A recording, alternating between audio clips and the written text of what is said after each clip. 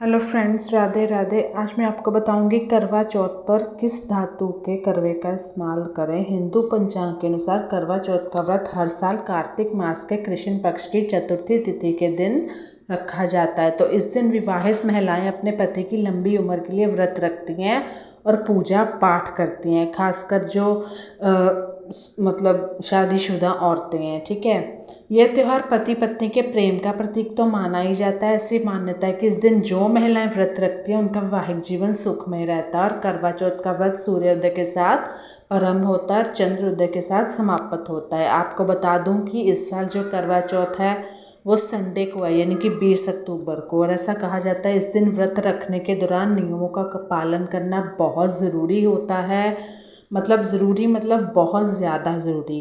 तो ऐसे में जो आप करवा लेते हो वो किस धातु का हो, यानी कि करवा चौथ तो हिंदू धर्म में है ही सुहागिन महिलाओं द्वारा मनाया जाता है। इस दिन महिलाएं अपने पति की लंबी उम्र सुख समृद्धि के लिए निर्जला व्रत रखती हैं। और इस व्रत में चांदी के करवे का बहुत महत्व है। चांदी को चंद्रमा का धातु माना जाता है और चंद्रमा को मन का कारक, और चांदी मन को शांत रखने में सहायक होती है। यानी कि आपके जो रिश्ते हैं शांत, ठंडक मिलेगी आपके रिश्ते को। अगर किसी पति पत्नी में नहीं बनती है तो आप चांदी के यानी कि करवे से अर्घ दे के देखें इस बार, क्योंकि चांदी जो होती है वो सुंदरता का भी प्रतीक मानी जाती है। चांदी को शांति और समृद्धि का प्रतीक माना जाता है। चांदी के करवे जल भरकर पूजा करने में घर में शांति समृद्धि आती है। चांदी के करवे को पतिव्रता धर्म का प्रतीक भी माना जाता है।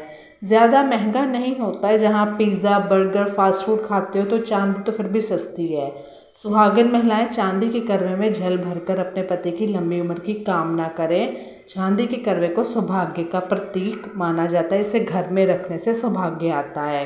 एक बार करके देखें जिनके पति के रिश्ते में नहीं बन रही।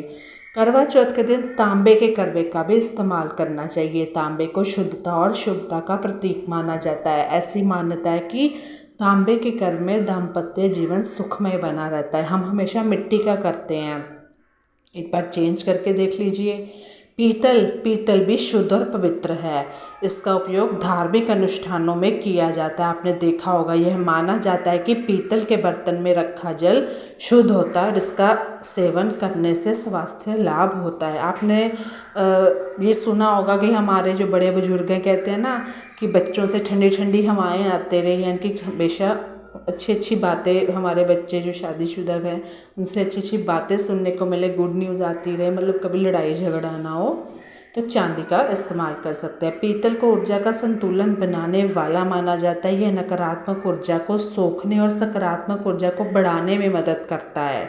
करवा चौथ के दिन महिलाएं पीतल के करवे में जल भरकर चंद्रमा को अर्घ देती हैं। यह माना जाता है कि पीतल के करवे में रखा जल चंद्रमा की किरणों को सोख लेता है और इस जल को पीने से पति की उम्र भी लंबी होती है। तो ये काम ज़रूर करें। कैसी लगी मेरी वीडियो और मुझे ज़रूर बताइएगा।